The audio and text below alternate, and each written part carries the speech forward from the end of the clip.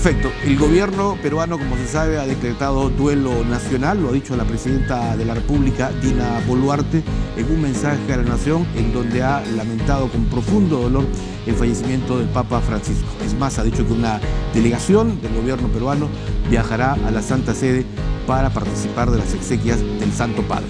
Vamos a conocer entonces detalles con nuestros dos invitados aquí esta noche, con Kurt Mendoza, que es coordinador académico de Relaciones con la Iglesia Católica, con la Pontificia Universidad Católica, y además también es un experto periodista en temas religiosos. ¿Cómo está, Kurt? Buenas noches. ¿Qué tal? Muy buenas noches, un gusto estar aquí. Además, un permanente colaborador siempre con Gracias. todo lo que significa el Vaticano. Gracias. Y también estamos con el padre Giampiero Gambaro, vicerrector administrativo de la Universidad Católica Sede Sapienza. ¿Cómo está, padre? Buenas noches, buenas noches. Padre capuchino, además. Fraile capuchino. Fraile Sí, capuchino, sí, correcto. Sí.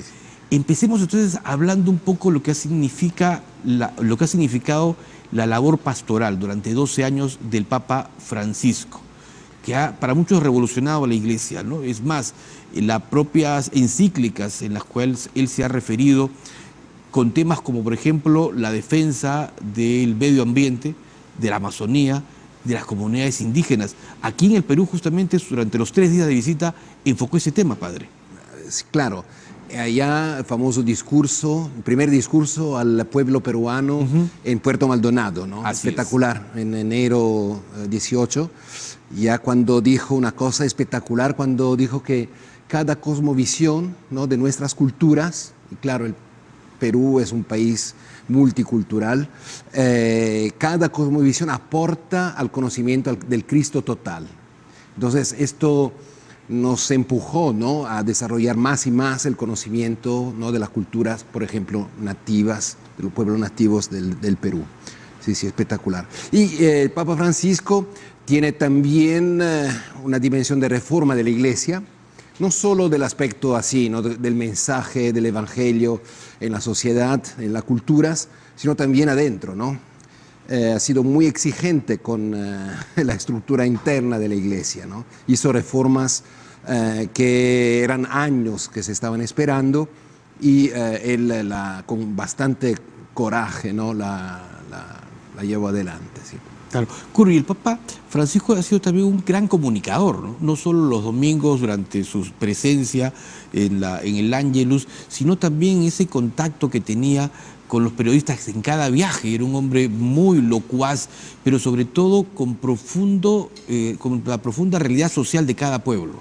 Exacto, Ricardo. Yo creo que el Papa ha sido una persona muy informada, muy analítica, muy reflexiva sobre todos los problemas del mundo. Tú has recordado algo que se daba en cada viaje papal, que son estas famosas conferencias de prensa. En el avión. En el avión, donde Claro. el Papa hablaba de todo, inclusive hablaba de cosas que no hablaba en el mismo Vaticano, ¿no? Se atrevía un poco a contestar, a improvisar, a estar cerca de alguna manera con el pueblo de Dios a través de la prensa, ¿no? Quería referirme a lo que dijo el padre, el tema de Puerto Maldonado. Creo que no debemos olvidar el tema de Puerto Maldonado porque es en ese lugar donde se lanza este sínodo amazónico que hace Francisco un año después, ¿no? Pero esa idea parte en Puerto Maldonado y que es donde Francisco se lleva una imagen muy completa, no solamente de lo que es la Amazonía, sino de los grandes problemas que enfrentaba y que enfrenta pues la Amazonía actualmente, ¿no? No, y además la defensa también de las comunidades nativas. Totalmente, los pueblos originarios, Así ¿no? es. Que hasta ese momento estaban un poco ocultos, ¿no? Pero él les dio mucha luz para que se expresaran tal cual como son. Padre, el Papa hablaba mucho de los jóvenes y con los jóvenes, los empujaba a buscar la verdad, a ser positivos, un mensaje que inclusive para muchos políticos no les conviene mucho. Incluso Papa Francisco en el 2019 lanzó una Encíclica.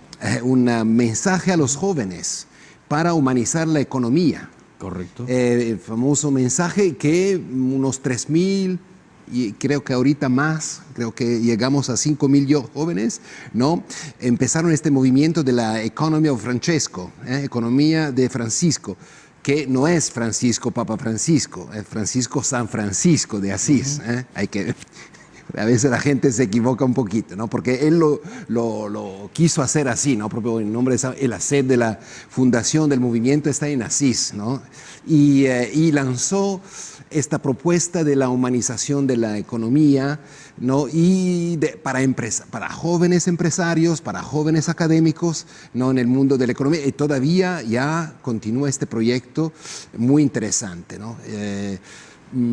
Sobre todo, ¿no? Logró bastante ingresar en las universidades. Ahora el desafío es las empresas, ¿no? Claro, pero el cambio de la economía se da a través de los operadores que están en el terreno, ¿no? Y esta idea de una economía integral, ecología integral, ¿no? Donde el ser humano es central, su dignidad, la dignidad del trabajo, el ambiente, las relaciones entre los países.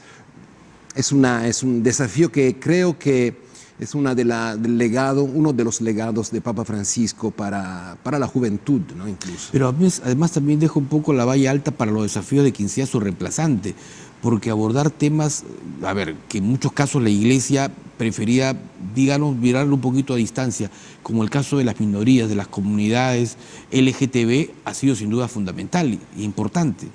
Bueno, ahí es un tema complejo, ¿no? Podemos decir así. El Papa Francisco, bueno, lo dijo claramente en el inicio de su pontificado.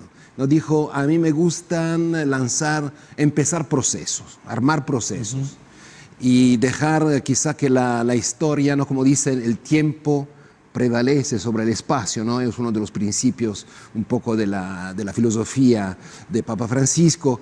Entonces, él abre posibilidades y a veces las cierra también. En algunas situaciones, por ejemplo, en el sínodo de octubre, le tocó unas tareas un poco complicadas. Claro, el Papa es el punto de encuentro de varias posiciones en la Iglesia. Claro. Y le tocó tremenda responsabilidad, en momentos difíciles. Hacer mediaciones. Para el mundo, ¿no? Claro. Kurt, a ver, como periodista también te pregunto, el Papa era un tipo distinto a otros quizás. El hecho de hablar, por ejemplo, de fútbol, de ser hincha, de haber sido arzobispo, ¿no? de Buenos Aires, el haber dicho misa inclusive en la cancha, o en el cancha de su equipo de fútbol, San Lorenzo, San Lorenzo de Almagro, perfecto. Pero además también, había unas cosas que me llamaban la atención. Yo miraba mucho los zapatos de los papas, ¿no es cierto? Exacto. El zapato rojo, ¿no? Sí, que utiliza. claro. Y Francisco rompió la tradición. Totalmente. O sea, ¿no? ha sido un poco revolucionario, como podrían decir algunos. Sí. Yo he estado 2 veces, he visto a Francisco muy cerca, y pues Francisco usaba los zapatos que usa cualquier persona, ¿no? O sea, estaban gastados, eran zapatos comunes, ¿no? Entonces uno se sorprendía porque Francisco era así, era sencillez, era desprendimiento.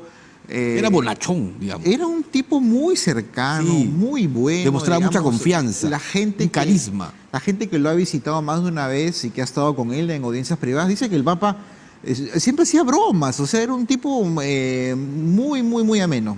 Sí, además muy carismático, Muy ¿no? carismático, sí. Sí, sí. Ahora, vayamos con lo que se viene, porque ya Francisco no está con nosotros, Monseñor Bergoglio, empiezan sus funerales. ¿Cuál es el procedimiento, padre, que se sigue para este tipo de rituales? Claro, esta mañana, ¿no? Con el anuncio del cardenal Farrell, empieza una etapa que se llama la sede vacante, ¿no?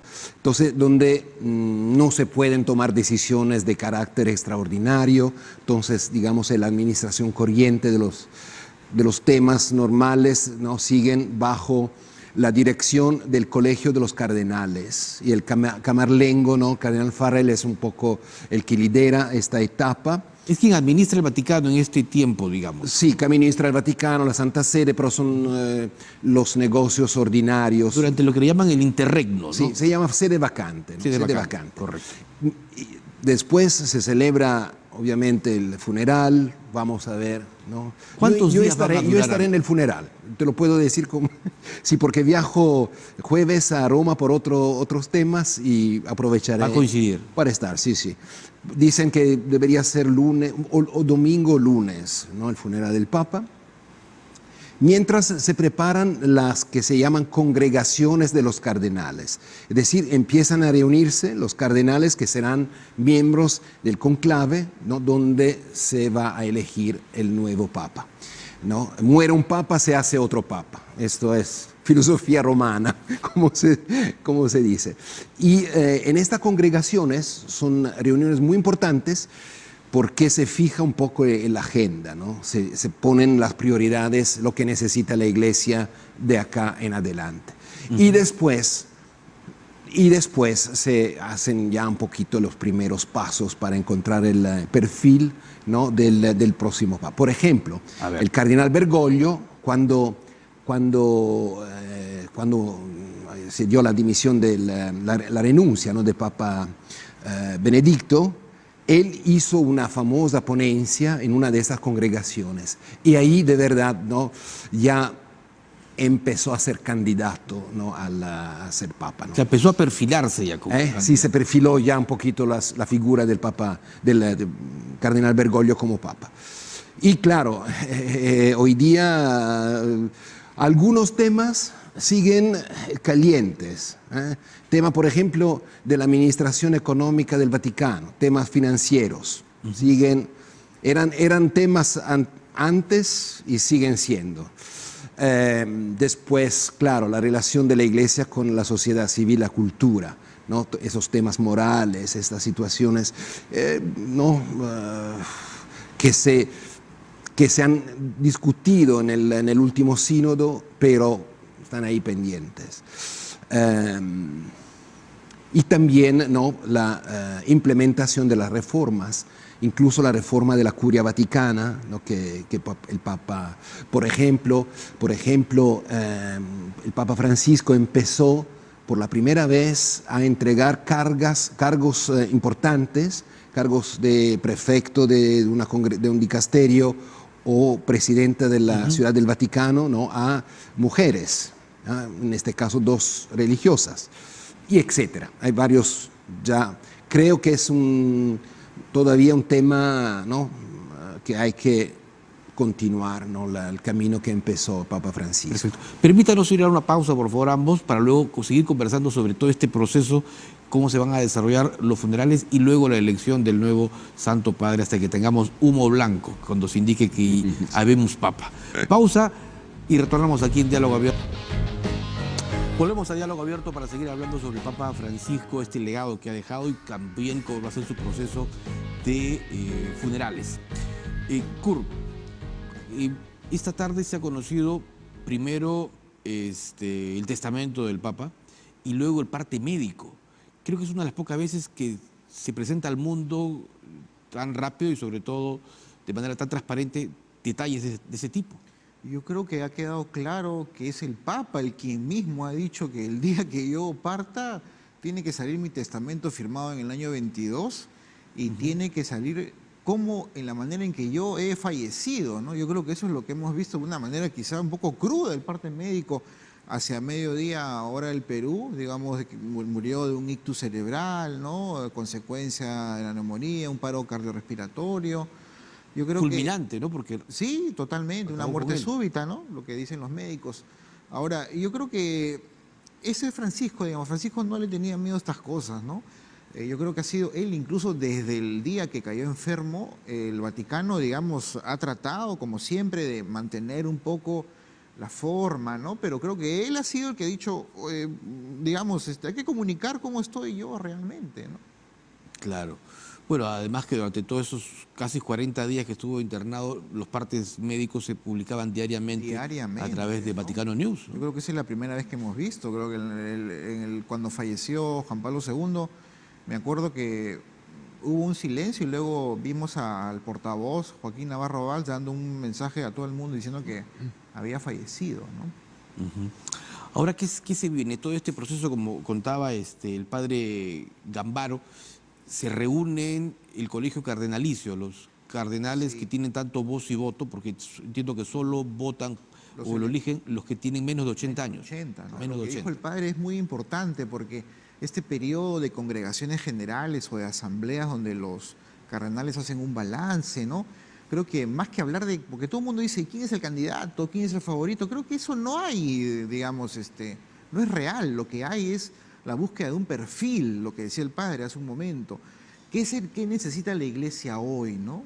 Y yo creo que como iglesia, la iglesia ha avanzado tanto en mensajes y gestos con Francisco que va a ser muy difícil caminar hacia atrás, ¿no? Esa es mi sensación como observador de lo que pasa, ¿no? Yo creo que Francisco ha dado pasos importantísimos, digamos, de esa cercanía con la iglesia, de no dar ningún mensaje ofensivo, discriminatorio, aún incluso conservando él la idea de la doctrina y del magisterio de la iglesia, que él siempre lo ha respetado, pero no ofendiendo y no discriminando a nadie.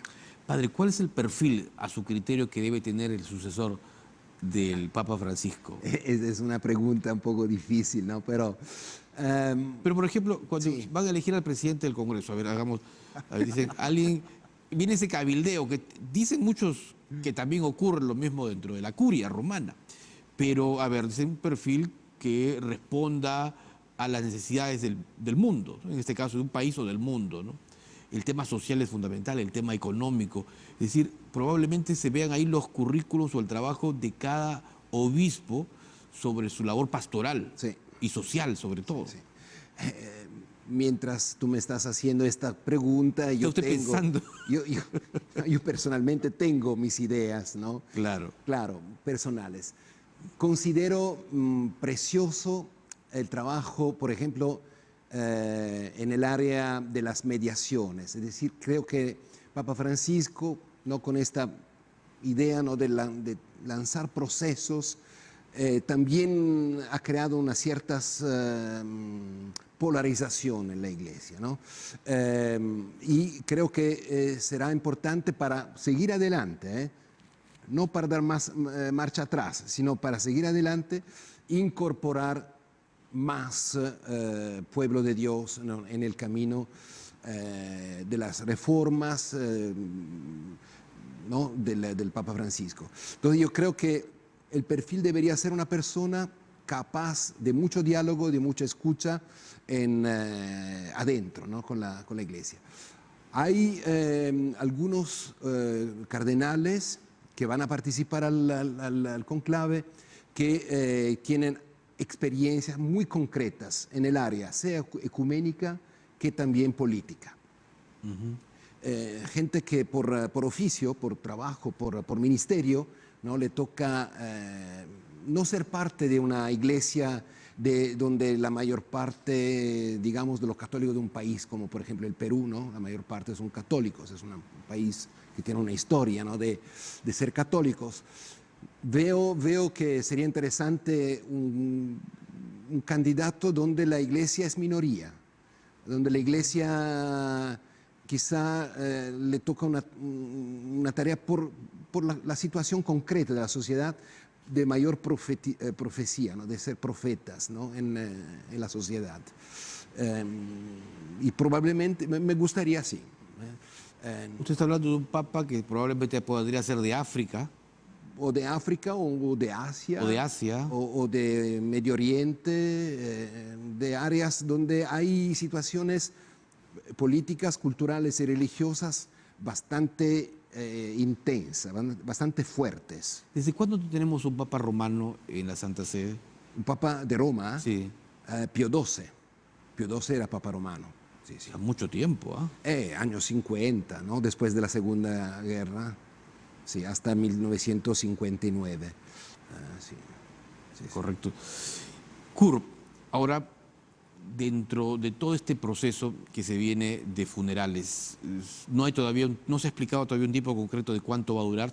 Se habló inicialmente de 9 días, de la presencia de delegaciones que van a llegar, como la del Perú, por ejemplo, que está viajando. Pero el procedimiento, ¿cuántos días dura este cónclave cardenalicio en el que participan todos los cardenales. Los 137 cardenales que pueden elegir al Papa, ¿no?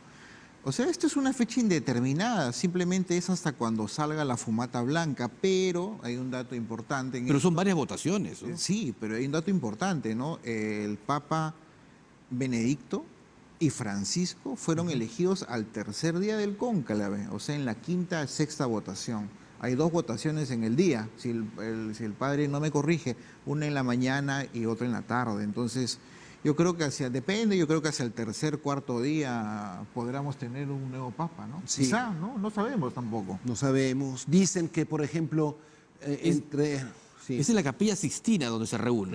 Claro. Sí. ¿Y cómo deliberan? ¿Hay algún procedimiento, algún protocolo que se sigue? Creo que sí, hay propio una ley, ¿no?, que establece todo el proceso. Claro, porque la figura del Papa en la Iglesia es extraordinaria, ¿no? El Ministerium Petrinum, ¿no?, tiene los 3 poderes todos juntos, ¿no? Entonces es una experiencia, podemos decir, bien sagrada, bien divina, ¿no? Entonces hay toda una preparación también. ¿Qué pasa si en la primera votación no logra uno de los candidatos los 2/3 que son necesarios para elegir al Papa? Nada, cada uno se va en su habitación particular. Pero no pueden salir, ¿no? Tengo entendido que están ellos reunidos todo el día hasta llegar a un consenso.